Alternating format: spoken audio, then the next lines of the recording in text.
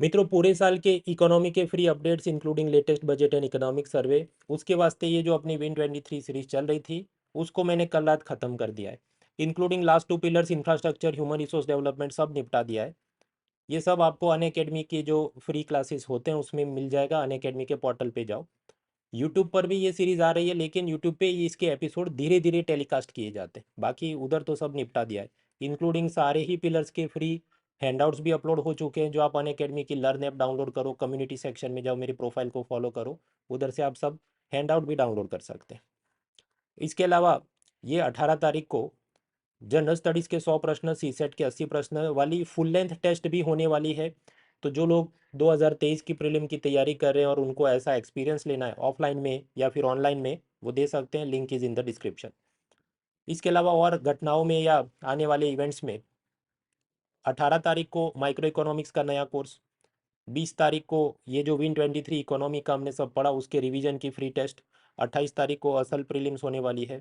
और जून महीने से मेंस क्वालिटी एनरिचमेंट प्रोग्राम, मतलब जहाँ पर मेन स्पेसिफिक हम लोग तैयारी करेंगे हर एक सब्जेक्ट का। जो भी पढ़ाई करनी है, model answers, mock test, sectional mock test, फिर फुल एंड मॉक टेस्ट, वो सब होने वाला है। तो उसे भी आप ज्वाइन करें। और जो लोग 2024 की तैयारी कर रहे हैं तो उनके लिए जीएस, सीसेट ऑप्शनल, प्रीलिम्स और मेंस की test series, mains test series with evaluation, ये सब आपको मिल सकता है। और उसके लिए आरंभ बैच भी शुरू हो रहा है टॉप एजुकेटर्स के साथ। अप टू 50% डिस्काउंट है using the discount code munal.org। Unacademy आप जानते हैं एक जात का नेटफ्लिक्स है, एक ही सब्सक्रिप्शन में आपके सारे कोर्सेज अनलॉक हो जाते हैं। तो सब पढ़ाई होती रहे, प्रीलिम मेंस की test series, mains test series with evaluation, notes मिले, उसमें भी प्रिंटेड नोट्स चाहिए, मेंटरशिप चाहिए तो आइकॉनिक एड ऑन होता है, ये सब। खैर, ये जो आज का अपना वीडियो यहाँ यूट्यूब पर आ रहा है, इसमें यहाँ तक अपनी गाड़ी पहुँची है economy second pillar budget taxation. इसके पिछले वाले वीडियो में हमने बजट का इंट्रोडक्शन और डायरेक्ट टैक्सेस में क्या सुधार हुए वो देखे। अब डायरेक्ट टैक्सेस का एक बड़ा सा हिस्सा जो है इनकम टैक्स, तो उसमें ये new tax regime, old tax regime, ये सब क्या है, उसमें क्या प्लस माइनस होता है, वो सब की पढ़ाई हम लोग करने वाले हैं। इसका फ़ायदा उठाएं। उसके बाद जीएसटी और बाकी सब भी वीडियो इसी तरह धीरे धीरे आते रहेंगे। हालांकि आपको असल में तैयारी करनी है तो फ्री सीरीज़ पूरी अनअकैडमी पोर्टल पे ख़त्म हो चुकी है, तो उधर जाके देख लो, निपटा लो इसको। और इनकम टैक्स थोड़ा डिटेल में इस बार पढ़ना पड़ेगा, क्योंकि आप जानते हो वो old tax regime, new tax regime, नया स्लैब, पुराना स्लैब, तो उसको अभी हम आराम से पढ़ते हैं। Okay, so now we start with this income tax matter. Suppose एक यंग पर्सन है जिसकी उम्र 60 ईयर से कम है, क्योंकि 60 के ऊपर वाले होते हैं उनके स्लैब अलग होते हैं, तो हम इसको एक केस स्टडी बनाते हैं। और इसको सैलरी से जो इनकम हो रही है, मतलब उसको एग्रीकल्चर वगैरह की इनकम हम नहीं गिनेंगे, क्योंकि आप जानते हैं एग्रीकल्चर इनकम पर सिर्फ स्टेट गवर्नमेंट इनकम टैक्स मांग सकती है, यूनियन गवर्नमेंट इनकम टैक्स नहीं मांग सकती। क्यों? क्योंकि ऐसा कॉन्स्टिट्यूशन में लिखा है। So gross income of a salaried employee as less than 60 years, and we are talking about non agriculture income. Suppose उसकी इनकम है 7.5 लाख रुपए। अब उसके अंदर कुछ बात ऐसी होगी कि 50,000 तो ऐसे ही माइनस कर दो, गवर्नमेंट ने तुम ऐसे ही मौज करो, माइनस कर दो, जिसको हम कहते हैं स्टैंडर्ड डिडक्शन। सो 50,000 माइनस करो। फिर मान लीजिए ये भाई साहब ने नेशनल पेंशन सिस्टम यानी एनपीएस में इन्वेस्ट किया। अब करने को तो वो 2 लाख भी कर सकता है, 5 लाख भी कर सकता है, उसकी कैपेसिटी है। लेकिन गवर्नमेंट ने कहा तुम जितना इन्वेस्ट करोगे मैक्सिमम अप टू 50,000 रुपये आपने इन्वेस्टमेंट किया है, तो उतना भी आपको इनकम टैक्स में माफी, उसको माइनस कर दो। सो सपोज ही इन्वेस्टेड 50,000, माइनस कर दिया। वो 2 लाख भी कर सकता था, पर उसको बेनिफिट कितना, -50,000 से ज्यादा नहीं मिलेगा। उसके अलावा ये LIC, फिर इक्विटी लिंक्ड सेविंग स्कीम, वो एक जात का म्यूचुअल फंड होता है। होम लोन वगैरह के अलग अलग बहुत सारे उसको छूट मिलती है, वो सब इनकम टैक्स एक्ट सेक्शन 80 वगैरह में जो लिखा हो। हम चार्टर्ड अकाउंटेंट के लिए नहीं पढ़े, तो will not waste too much time in that. Sufficient to know कि ये सब में जितना पैसा डालो मैक्सिमम आपको कितना लाभ मिल सकता है। मैं वट एवर आपने LIC में 5 लाख रुपए भी इन्वेस्ट किए, मैक्सिमम आपको कहा जाएगा कि आप -1.5 लाख रुपए माइनस कर दो, -1.50। यानी कि आपकी जो ग्रॉस इनकम थी 7.5 लाख रुपए, इस पर इनकम टैक्स नहीं भरना है। ये सब माइनस करने के बाद जो बचा कितना, करीब 5 लाख रुपए, इस पर इनकम भरना है, इस पर इनकम टैक्स भरना है। सो this is called your taxable income. और ये इनकम पर फिर आपने जो भी आप स्लैब में आते 0, 5, 20, 30, उस हिसाब से आप टैक्स भरो, जिसको हम कहते हैं ओल्ड टैक्स रिजीम। फिर एक नया भी आया, वो भी समझेंगे, पर पहले इसको समझ लेते हैं। ताकि हम कंपेयर कॉन्ट्रास्ट कर सके कि ये क्या था और नया क्या है। Alright, so basically what you did, salary थी, उसमें अलग अलग डिडक्शन माइनस किए, अल्टीमेटली आपको टैक्सेबल इनकम मिली 5 लाख रुपए। अब आपके पास जो 5 लाख रुपए हैं, तो इस पर क्या सीधा टैक्स भरने जाओगे? नहीं, आपने कुछ बकेट्स बाल्टियां ले ली और उस पर स्टिकर चिपका देने 0%, 5%, 20%, 30%, और फिर एक एक करके बाल्टी में सीक्वेंस वाइज 1 2 3 4 करके आपने उसमें पैसा डालना है। ये हर एक जो बकेट है उसकी मैक्सिमम कैपेसिटी है। पहली जो बकेट है उसकी मैक्सिमम कैपेसिटी ऐसा है कि उसमें 2.5 लाख रुपए आप डाल सकते हैं। मतलब 0 से लेके 2.5 लाख रुपए आप उसमें डाल दो, आपकी टैक्सेबल इनकम 5 लाख में से इसमें डाल दो, और उतने पैसों पर कितना इनकम टैक्स है? स्टिकर पढ़ो भाई, 0%, कोई टैक्स नहीं। सो दिस इज फर्स्ट। आपके यहाँ मैंने भर दिया, लेकिन अभी भी मेरे पास तो पैसा बचा है, क्योंकि इसके पास 5 लाख थे, 2.50 इधर डाला तो अभी भी पैसा बचा है। तो 2,50,000 के ऊपर जो 1 रुपया था से लेके 5 लाख तक की रकम, वो उसने सेकंड बकेट में डालनी है। सेकंड बकेट की भी मैक्सिमम कैपेसिटी करीब 2.50 लाख रुपीज है। तो सेकंड बकेट में भी वो 2.5 लाख डालेगा। लेकिन सेकंड बकेट में आप देखिए स्टिकर क्या बोल रहा है, 5% इनकम टैक्स है। मतलब यहाँ पर उसने जो 2.50 लाख डाला उस पर 5% इनकम टैक्स करो तो करीब 12,500 रुपये इनकम टैक्स भरना पड़ेगा उसको। उसके बाद 20 और 30 का स्लैब है, अपन उसका पैसा ही खत्म हो गया 2 के अंदर, तो आगे तो कुछ है नहीं। अदरवाइज वो आगे भी डाल सकता, सपोज उसकी 10-20 लाख रुपए की टैक्सेबल इनकम है, तो फिर थर्ड बकेट में भी थोड़ा पैसा डालना पड़ता। कितना? 5 लाख के ऊपर जो 1 रुपया से लेके 10 लाख, मतलब 5 लाख इसमें डालेगा, और बाकी जितना पैसा बचा वो लास्ट बकेट में उसने भरना है, जिस पर 30% इनकम टैक्स लगेगा। सो 0 5 20 30। तो ओल्ड टैक्स रिजीम के अंदर स्लैब कौन से? एक तो 0, फिर 5, फिर 20, फिर 30। ये जो स्लैब है वो 2017 से, उससे पहले स्लैब अलग थे, पर वो पुराना मामला, बहुत चिंता करने की जरूरत। पहले 10 20 30 था, अभी 5 20 30 है। मित्रों, जो सीनियर सिटीजन होते हैं, जिनकी इनकम जिनकी उम्र 60 से लेके मान लीजिए लेस देन 80 हो, तो उनके लिए स्लैब कुछ अलग होते हैं कि पहले 3 लाख तक कोई टैक्स नहीं, फिर इतना इतना। जो वेरी सीनियर सिटीजन होते हैं तो उनके स्लैब अलग होते हैं कि पहले 5 लाख रुपए तक कोई टैक्स नहीं, फिर सीधा 20 और 30 वाला। वो सब हैंडआउट में दिया, आराम से वो रट लेना। So this is, we are talking about old tax regime. हम वापस आते हैं अपने यंग जेंटलमैन पे। उसकी टैक्सेबल इनकम कितनी थी? 5 लाख रुपए, and he is a non senior citizen. तो फर्स्ट बकेट में उसने डाले 2.5 लाख, दूसरी बकेट में भी मैक्सिमम डाले 2.5 लाख, तो 5 लाख तो खत्म हो गए। फिर थर्ड बकेट और फोर्थ बकेट में कुछ डालने की जरूरत नहीं, क्योंकि उसकी टैक्सेबल इनकम उतनी थी बस। तो फिर अब गिनो, टैक्सेबल इनकम 5 लाख, पहली बकेट में जो डाला 0%, दूसरी बकेट में डाला 2.5 लाख, उस पर 5%, तो 12,500 रुपीज का इनकम टैक्स बनता है। फिर तीसरी बजट में तो उसके पास पैसा ही नहीं, चौथी 30% वाली पे भी पैसा नहीं, तो कुल मिलाकर इनकम टैक्स कितना भरना है? 12,500 रुपीज, 12,500 रुपीज भरना है। लेकिन फिर सरकार ने कुछ साल पहले जो बजट आया था, इंट्रीम बजट 2019 में, उसमें ये कहा कि अगर तुम्हारी टैक्सेबल इनकम 5 लाख रुपए तक की है तो तुम्हें टैक्स रिबेट या हम कहें कैशबैक मिलेगा अप टू 12,500 रुपीज। ये ऐसी बात है, अमेजोन पे आप कुछ खरीदो और फिर क्या इतना कैशबैक है, तो माइनस हो जाता है। सो सिमिलरली यहाँ पर क्या होगा, 12,500 उसने इनकम टैक्स भरना है। गवर्नमेंट बोले तुमको टैक्स रिबेट या एक जात का कैशबैक देंगे अप टू 12,500, हाँ तो करो माइनस, टैक्स भरना है, माइनस इतना रिबेट मिलेगा, तो जवाब क्या आएगा? प्लस माइनस जीरो, तो जवाब है जीरो इनकम टैक्स भरना है।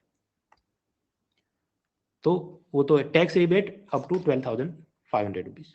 लेकिन आपको समझना, ये किसको मिलेगा? Up to 5 lakh rupee taxable income हो उसकी बात कर रहे हैं हम।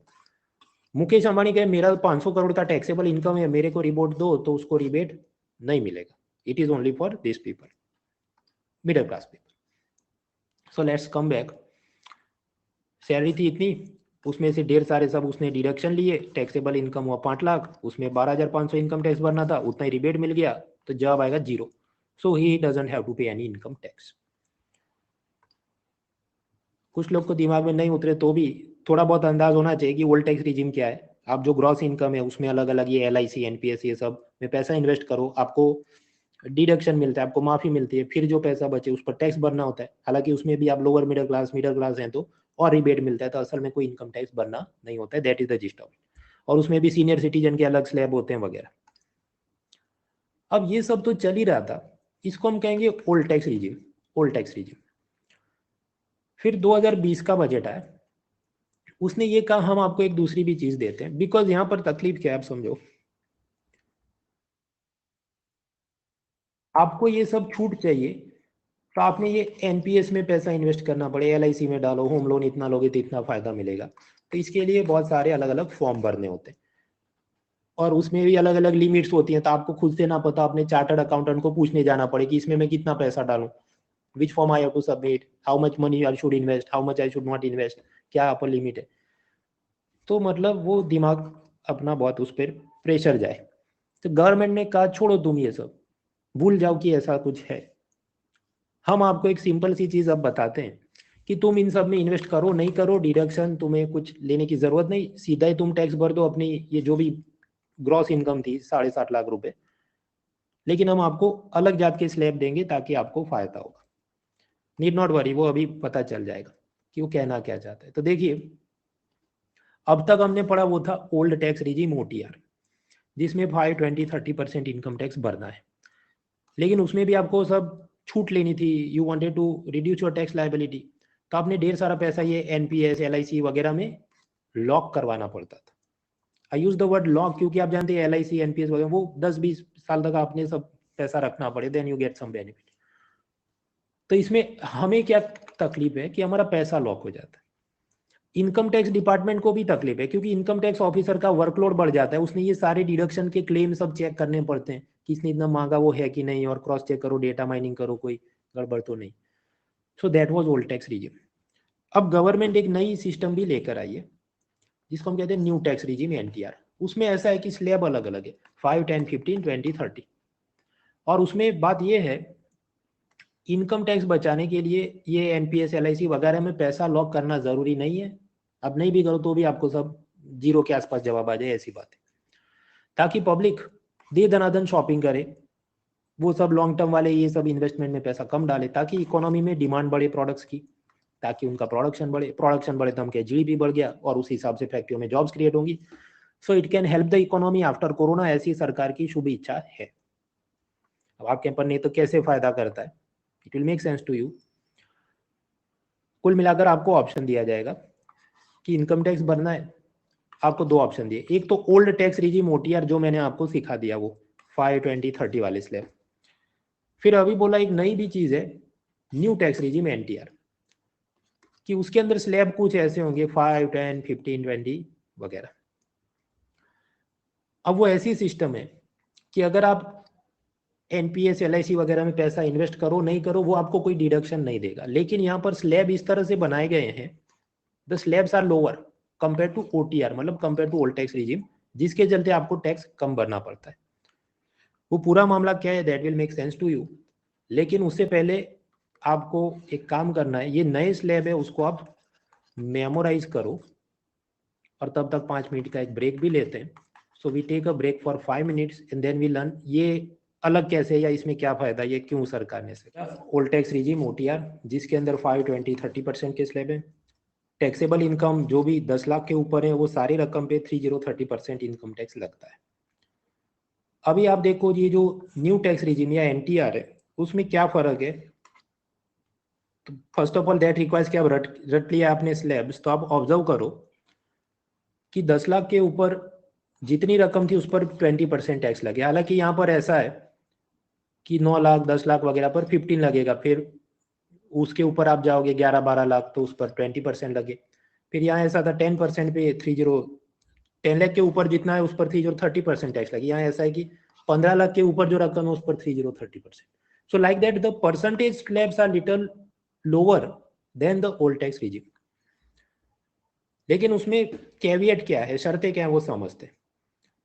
न्यू टैक्स रिजीम एनटीआर वो ऐसी चीज है कि यहाँ पर आप एनपीएस एलआईसी वगैरह में आप पैसा इन्वेस्ट करो या नहीं करो वो आपको कुछ भी डिडक्शन माइनस नहीं करने देगा। So again we come back, same person, gross income salary less than 60 years, 7.5 lakh रुपए उसकी ग्रॉस इनकम है, उसमें सरकार उसको एक ही सिर्फ माइनस करने देगी, स्टैंडर्ड डिडक्शन 50,000 माइनस करो। फिर उसने एनपीएस में weather he invested money in national pension system और नॉट डजंट मैटर, उसने किया वो नहीं किया कोई फर्क नहीं पड़ता, सरकार उसको कोई डिडक्शन नहीं देगी। एलआईसी वगैरह में उसने पैसा इन्वेस्ट किया कि नहीं कोई डिडक्शन नहीं मिलेगा। किया हो तो भी ठीक है, नहीं किया तो भी ठीक, government will not give any deduction. तो यानी यहाँ पर क्या होगा, 7,50,000 उसकी इनकम थी, 50,000 डिडक्शन मिला, स्टैंडर्ड डिडक्शन, यस, बाकी कोई डिडक्शन नहीं मिलेंगे। तो उसकी टैक्सेबल इनकम कितनी होगी, 7 lakh rupee, 7 lakh rupee taxable income. Old tax regime में क्या था, वो सब सेव कर सकता था, उसमें कुछ लिमिट थी, अप टू दिस मच करो, और उसकी टैक्सेबल इनकम कम हो जाती थी। अब आप कहेंगे तो फिर इसमें मजा है ना ओल्ड टैक्स रिजीम में, कि उसका 5 लाख रुपए पे ही टैक्स लगता था, नए में तो 60 लाख पे लगेगा। और बराबर है, 60 लाख पे लगेगा, पर स्लैब ही कम है ना, the percentage slabs are lower, तो उसको कम लगेगा, समझते। सो बेसिकली सेम जेंटलमैन, अब उसकी टैक्सेबल इनकम यहाँ पर है 7 लाख रुपीज, लेकिन स्लैब्स ये वाले हैं कि अप टू 3 लाख रुपी पर कोई टैक्स नहीं, 3 लाख से 6 लाख पर 5%, 6 लाख से 9 लाख पर 10%। तो ऐसे हिसाब से आप बकेट में पैसा डालते जाओगे, अल्टीमेटली यू रियलाइज कि ये जेंटलमैन ने करीब 25,000 रुपी इनकम टैक्स भरना है। हालांकि बजट ने ये भी कहा कि अगर आप ये न्यू टैक्स रिजीम ऑप्ट करते हैं और उसके अंदर आपकी 60 लाख रुपए तक की टैक्सेबल इनकम है, तो आपको रिबेट मिलेगा अप टू 25,000 रुपी। तो उधर भी सेम टू सेम केस की पुरानी सिस्टम में उसको 12,500 भरने थे, उतना ही माइनस मिला, जवाब है 0। नए में क्या है कि भले उसको 25,000 रुपी इनकम टैक्स भरना है, लेकिन उतना ही उसको रिबेट दे देंगे, कैशबैक दे देंगे, तो जवाब 0। So the answer will be 0। यानी याद रखना है कि up to 7 lakh rupee taxable income पर कोई टैक्स नहीं है, लेकिन उसके लिए उसने सब इनकम टैक्स रिटर्न के फॉर्म भरने होंगे, उसने डिक्लेयर करना होगा वगैरह। So government will keep a watch on him कि भविष्य में हो सकता है उसकी थोड़ी इनकम बढ़ जाए तो उसने टैक्स भरने भी पड़े। Anyway, so that is the gist of it. आप कहेंगे ये तो बराबर है, पर इसके ऊपर और भी सेस सरचार्ज वगैरह भी तो लगता है, वो क्या है? देखिए बात ऐसी है, सरचार्ज तब लगता है जब आपकी इनकम टैक्स के अंदर टैक्सेबल इनकम 50 लाख से ज्यादा हो। तो अपना जेंटलमैन 7.5 लाख रुपए तो कमाता है, तो सरचार्ज कुछ लगेगा नहीं, 0। दूसरा, आपकी इनकम टैक्स के ऊपर हेल्थ एंड एजुकेशन सेस लगता है, कितना, 4%। वो उस पर कि what ever is your income tax, आपको जितना भरना है उसके ऊपर 4% सेस भरना है, आपने जितना सरचार्ज भरना है उसके ऊपर भी सेस भरना है। पर यहाँ बात ऐसी है कि टैक्स उसको भरना है 0, let me zoom out, income tax भरना है 0, सरचार्ज भी भरना है 0, और बोला कि ये 0 और 0 के ऊपर 4% सेस भरना है, तो वो भी जवाब 0 ही होगा ना। तो यानी टोटल टैक्स, सेस, सरचार्ज सब कुछ क्या 0 हो गया। तो ओल्ड टैक्स रिजीम में भी और न्यू टैक्स रिजीम में भी वही चीज होगी कि जवाब 0 हो जाएगा। सो that is the gist of this thing.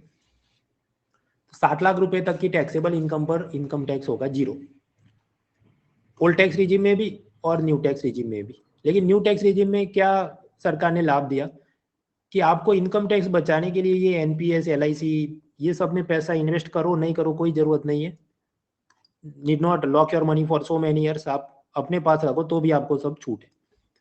तो उससे एक्सपेक्टेशन है कि पब्लिक दे दनादन शॉपिंग करेगी, जिससे प्रोडक्शन बढ़े, जॉब, जीडीपी में फायदा हो, दैट इज द आइडिया। मित्रों, एक कंसेप्ट है डिस्पोजेबल इनकम। डिस्पोजेबल इनकम मतलब आपकी जो इनकम है उसमें से आपने टैक्स भर दिया, एलआईसी, एनपीएस वगैरह में पैसा लॉक कर दिया, फिर जो बचता है खर्चा करने के लिए उसको हम कहते हैं डिस्पोजेबल इनकम। तो आदमी की इनकम थी 7,50,000, उसके अंदर एनपीएस में पैसा लॉक किया 50,000, एलआईसी में पैसा लॉक किया सब 1.5 लाख रुपए, और इनकम टैक्स उसको भरना नहीं, ओल्ड टैक्स रिजीम की मैं बात करूँ तो। मतलब how much money left for spending, क्योंकि बाकी तो या तो टैक्स में चला गया, डायरेक्ट टैक्स में, या फिर एलआईसी, एनपीएस वगैरह में लॉक हो गया। तो जो भी पैसा बचता है बाद में उसको हम कहते हैं disposable income. Disposable income is the money left after taking all this investment and direct taxes. तो ओल्ड टैक्स रिजीम में उसके पास डिस्पोजेबल इनकम थी करीब 5,50,000, न्यू टैक्स रिजीम में कितने, 7.5 लाख रुपए। अज्यूमिंग, हम ये मान के चले कि उसने एलआईसी, एनपीएस और ये सब में पैसा इन्वेस्ट नहीं किया। ऑफकोर्स रियल लाइफ में वो थोड़ा तो करेगा ना, कोई आदमी इतना भी तो बेवकूफ नहीं है कि बस सरकार ने माफ कर दिया तो मैं अपनी फ्यूचर का प्लान ही नहीं करूंगा। Of course he will invest some money for himself, his family, he will take some insurance वगैरह। पर जो पहले बहुत ज्यादा पैसा उसमें डाल देता था ये सोच के कि मुझे इसमें इनकम टैक्स में फायदा है, अब वो वाली मेंटालिटी से नहीं, उसको जितनी जरूरत होगी उतना ही वो पैसा उसमें इन्वेस्ट करे, बेफिजुल में ज्यादा पैसा उधर लॉक नहीं करे। So hopefully he will be left with more disposable income, और उससे वो दे दनादन शॉपिंग करे, दैट इज द आइडिया। दूसरी बात, मैंने आपको बताया up to 7 lakh rupee no income tax, but if your income is beyond 7 lakh rupees, तो फिर तो टैक्स लगेंगे, क्योंकि रिबेट मिलना बंद हो जाएगा। उसमें सब नियम होते हैं कि अप टू 5 लाख में ओल्ड टैक्स में रिबेट मिले, न्यू में 7 लाख तक है तो रिबेट मिले। फिर आप कहें मेरे पास 500 करोड़ है, तो फिर ऐसा नहीं सरकार आपको रिबेट देगी, फिर तो इनकम टैक्स भरना पड़ेगा। तो ये टेबल के अंदर सिंपल बात है कि सपोज आपकी इनकम 5 करोड़ 50 लाख रुपीज थी, 5.5 करोड़, आप एक करोड़पति है, तो फिर आपको तो टैक्स भरना है, फिर कोई रिबेट नहीं मिलेगी, क्योंकि रिबेट तो 5-7 लाख रुपए वालों के लिए। तो इन दैट केस ऐसा जो आदमी है उसको टैक्स, सरचार्ज, सेस वो सब भर के करीब 2.31 करोड़ रुपए उसका टैक्स में जाएगा ओल्ड टैक्स रिजीम में। न्यू टैक्स रिजीम के अंदर 2.10 करोड़ रुपीज जाएगा। Numbers are not important, sufficient to know कि उस पर इनकम टैक्स लगेगा, सबको कोई माफी नहीं है। में तो जो अमीर लोग होते हैं उनको इनकम टैक्स भरना है, करेक्ट। इनकम टैक्स के ऊपर उन्होंने सरचार्ज भी भरना होता है, मतलब टैक्स के ऊपर टैक्स, ऐसी बात है। तो अब सरचार्ज किसको लगता है? जो जिसकी 50 लाख से ज्यादा टैक्सेबल इनकम हो, उस पर इतना इतना सरचार्ज लगे, 1 करोड़ से 2 करोड़ में इतना, 2 करोड़ से 5 में 5 से इतना। सरचार्ज के नंबर बहुत याद रखना जरूरी नहीं है, सफिशिएंट टू नो कि इनकम टैक्स की जो रकम है उसके ऊपर ये सरचार्ज लगता है। सो सपोज आपकी इनकम है 5 करोड़, उस पर इनकम टैक्स लग रहा है सपोज 2 करोड़, तो फिर उस 2 करोड़ के ऊपर 10% बोल के वट एवर, सपोज 2 लाख रुपये आपने सरचार्ज भरना पड़े, ऐसी सब बात होती। कुल मिलाकर suppose there is a super rich person जिसकी इनकम मान लीजिए 5 करोड़ से ज्यादा एनुअल, इनकम टैक्स कितना लगेगा? तो मैक्सिमम स्लैब में वो तो जाएगा 30% और उस 30% इनकम टैक्स के ऊपर भी ओल्ड टैक्स रिजीम की हम बात करें 37% सरचार्ज लगे। मतलब इसके ऊपर इतना करो तो और extra 11% of your taxable income आपकी जा रही है सरचार्ज में। फिर ये 30% इनकम टैक्स और ये 37% सरचार्ज जो असल में 11% आया, वो इतनी सारी रकम के ऊपर और एक्स्ट्रा 4% आपको हेल्थ एजुकेशन सेस भी भरना है। तो पूरी इनकम जो आपकी थी उसका 1% सेस में चला जाए। और फिर आप ये 30, 11, 1 ये सबको ऐड करो तो कुल मिलाकर tax plus cess plus surcharge बोल के आपकी जो भी टैक्सेबल इनकम थी उसका करीब 42% इनकम टैक्स सेस सरचार्ज में चला जाता था अंडर ओल्ड टैक्स रिजीम। नए टैक्स रिजीम में क्या है? एक तो स्लैब को चेंज उसने फाइन ट्यून किया है, सरचार्ज भी उसने कम कर दिया। वैसी बात है कि किसी की मोर देन 5 करोड़ रकम होती थी तो उस पर पहले सरचार्ज लगता था 37%। न्यू टैक्स रिजीम में बोला तुम पर मैक्सिमम 25% ही इनकम टैक्स के ऊपर सरचार्ज है। खैर वो सब आंकड़े कैलकुलेशन याद नहीं रखने, आपको समझना ये है कि इफेक्टिव टैक्स जब हम कहते हैं effective tax, that means income tax plus surcharge plus cess बोल के आपकी इनकम का कितना पैसा जा रहा है उसमें। तो ओल्ड टैक्स रिजीम में करीब 42% जा रहा था, न्यू टैक्स रिजीम में करीब 39% जा रहा है। हम बात करें करोड़पतियों की, those having more than 5 crore income. तो कभी कभी न्यूज़पेपर हेडलाइन और कॉलम में कि अब देखो effective tax has been reduce to this much, तो ये बहुत अच्छी बात है वगैरह। सो नाउ यू नो वो 39% की रकम वो कहाँ से और कैसे बोल रहा है। वरना कुछ लोग कि नहीं नहीं तुमने तो स्लैब सीखा है, वो तो 5, 20, 30 वगैरह थे, तो ये 42 किधर से आ गया, तो वो सेस सरचार्ज सब जोड़ के आ गया। एनीवेज कमिंग बैक, सपोज एक करोड़पति है जिसकी इनकम है 5.50 करोड़ ग्रॉस इनकम, उस पर ओल्ड टैक्स रिजीम मतलब 5, 20, 30 वाली में उसको इनकम टैक्स भरना है करीब 2.31 करोड़ रुपीज। और जो न्यू टैक्स रिजीम है उसमें उसने इनकम टैक्स भरना है प्लस सेस प्लस सरचार्ज कुल मिलाकर 2.10 करोड़ रुपीज। तो बात ऐसी है, पहले भरता था 231, अभी भरना है 210, तो करीब 20-21 लाख रुपए उसके सेव हो गए। So under new tax regime approximately 20 lakh rupees he has to pay less, कम भरने उसने कंपेयर टू प्रीवियस सिस्टम। तो बिजनेसमैन तो खुश है, तो उसके पॉइंट ऑफ व्यू से क्या है कि मेरी टैक्स सेविंग हो गई, मेरी टैक्स की बचत हो गई। तो गवर्नमेंट के पॉइंट ऑफ व्यू से उस चीज को आप क्या कहोगे कि सरकार का आप ये कहोगे 20 लाख रुपए का लॉस हो गया, क्योंकि पुरानी स्लैब रखते ना तो 20 लाख और मिल जाते। करेक्ट, उसके लिए वर्ड क्या है? तो वर्ड आपको याद रखना है कि गवर्नमेंट जब खुद से ये सब स्लैब और इन्वेस्टमेंट नॉर्म और डिडक्शन के अंदर चेंजेस करती है, जिसके कारण गवर्नमेंट को खुद को इनकम टैक्स वगैरह में लॉस होता है, वो जितना लॉस हुआ उसको हम कहते हैं रेवेन्यू फॉरगॉन या टैक्स एक्सपेंडिचर। तो रेवेन्यू फॉरगॉन या टैक्स एक्सपेंडिचर क्या है? ओल्ड टैक्स में जो मिलता था सामने, न्यू टैक्स में गवर्नमेंट को कम मिलेगा, तो जो भी लॉस है गवर्नमेंट का उसको हम कहेंगे रेवेन्यू फॉरगॉन या टैक्स एक्सपेंडिचर। आज से कुछ वर्षों पहले मेंस में ऐसा पूछा था कि हाउसिंग सेक्टर का एग्जांपल देखिए कि कैसे रेवेन्यू फॉरगॉन से इकोनॉमी को फायदा होता है वगैरह। सो नाउ यू नो उसमें लॉजिक क्या बिठाना है कि रेवेन्यू फॉरगॉन है करेक्ट, पर सरकार बेवकूफ नहीं है, उसने जानबूझ के ऐसा आपको क्यों दिया है? विद द एक्सपेक्टेशन कि आपकी डिस्पोजेबल इनकम बढ़ जाए और आप दे दनादन शॉपिंग करोगे, तो शॉपिंग करोगे तो भी सरकार को जीएसटी के तो इनकम है ही, बट साथ ही साथ प्रोडक्शन बढ़ेगा, जॉब्स बढ़ेगा, ये सब इच्छा के साथ सरकार करे। सरकार मिस्टेक नहीं करी कि ऐसे ये उसकी गलती हो गई स्लैब गिनने में, देयरफॉर उसका सब लॉस हुआ, ऐसा नहीं है। एनीवेज नेक्स्ट, तो ओल्ड टैक्स रिजीम है और न्यू टैक्स रिजीम है। प्रश्न तो क्या ओल्ड टैक्स रिजीम बंद हो गया, डिमोनेटाइज हो गया? नहीं, वो भी चालू है और नया भी चालू है। आपकी मर्जी, आप एक बार में पसंद कर लो कि आपको किस में रहना है। इट इज जस्ट लाइक ये सब पबजी वगैरह गेम खेलते हैं तो शुरुआत के अंदर आपको 3-4 जो भी कैरेक्टर ऑप्शन हो कि स्नाइपर खेलना है, मशीन गन से खेलना है, शॉर्ट गन से खेलना है, यू पिक द थिंग और फिर आप राउंड उससे खेलो, फिर नेक्स्ट राउंड खेलना है तो वापस कुछ सिलेक्ट करो, ऐसी बात है। सिमिलरली सपोज आपने ओल्ड टैक्स रिजीम सिलेक्ट किया, तो फिर क्या आप न्यू टैक्स रिजीम में जा सकते हैं या वापस आ सकते हैं कि नहीं? तो जवाब डिपेंड करता है। प्रश्न ये, can you switch between OTR and NTR? तो जो सैलरीड एम्प्लॉई है, जिसको सिर्फ सैलरी मिलती है, बाकी उसके कोई बिजनेस के वगैरह इनकम है नहीं, तो उसको हर साल वो चुन सकता है, उसको जो ठीक लगे। इस साल वो एनटीआर रखे, अगले साल ओटीआर रखे, फिर वापस जाए, उसकी मर्जी। Every year he can opt for it. उसने फॉर्म में भर के देना होगी कि मेरी ये इच्छा है इस साल की। जस्ट लाइक वीडियो गेम में आप ये वाला राउंड किसी कैरेक्टर से खेले, नेक्स्ट राउंड में आप कुछ और कैरेक्टर बनते हैं वगैरह, ऐसी बात। So yes, for salaried employee every year he can do ping pong, बदल सकता है, वापस आ सकता है। लेकिन कोई जो बिजनेसमैन है, मतलब उसकी तनख्वाह नहीं आ रही, उसका प्रॉफिट लॉस के हिसाब से जो इनकम बन रही, या कोई फ्रीलांस प्रोफेशनल है जैसे ये यूट्यूबर, टिकटॉकर वगैरह, तो उनकी सैलरी नहीं है, उनका वो डिपेंड करता है कितना व्यूज आए, कितना रेवेन्यू कमा रहा है वगैरह। ऐसे लोगों को बोला गया कि तुम सिर्फ एक बार चुन सकते हो कि तुमको ओटीआर में रहना है, ओल्ड टैक्स रिजीम में, कि एनटीआर न्यू टैक्स रिजीम में रहना है। ऐसा एक बार तुम पसंद करो और फिर बाकी की जो भी जिंदगी है, जब तक नया कुछ स्लैब नहीं आ जाता तब तक तुम उसमें फिक्स हो गए।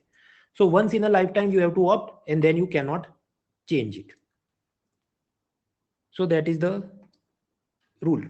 और फिर ये कहा गया कि हैंसफोर्थ, अब से new tax regime is the default system. इसका मतलब क्या है कि सपोज आप एक कॉलेज ग्रेजुएट थे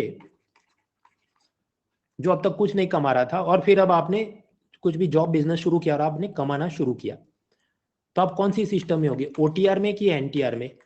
तो जवाब है, अगर आपने कुछ फॉर्म वॉर्म टिक नहीं किया तो by default income tax department ये मानेगा कि तुमने ये 1 अप्रैल से 31 मार्च जो इनकम कमाया है वो तुमने न्यू टैक्स रिजीम के हिसाब से तुम्हारा टैक्स तुमको भरना था, तुम नहीं भरोगे तो फिर वो रेड पड़े वगैरह बात है। सो बाय डिफॉल्ट अब कहा गया कि डिफॉल्ट सिस्टम ये है। इसका मतलब क्या, this is the default system. फिर आप उसमें और अपने दिमाग से जोड़ सकते हो। मान लीजिए कोई आदमी स्कूल कॉलेज के बाद सीधा टिकटॉकर बन जाए और उसमें से उसको एडवर्टाइजमेंट रेवेन्यू आ रहा है, तो सीधा वो माना जाएगा कि वो एनटीआर में ही है। और मैंने आपको बताया एक बार इसमें आ गया तो पुराने में जा नहीं सके वगैरह जो भी। खैर वो सब चार्टर्ड अकाउंटेंट गिरी, हमको समझनी नहीं है, बेसिक आइडिया जो लेना था हमने ले लिया। तो जब ये कहा जाता है कि henceforth this is the default system, वो कहना क्या चाहते हैं वो हमने जान लिया। तो डिफॉल्ट सिस्टम कौन सा है, नया वाला, पुराना वाला डिफॉल्ट अब नहीं। खैर तो हम लोग समझ रहे थे, वार्म अप ले लिया, बजट का रेवेन्यू पार्ट देख रहे थे, डायरेक्ट टैक्सेस जानना था वो जान लिया।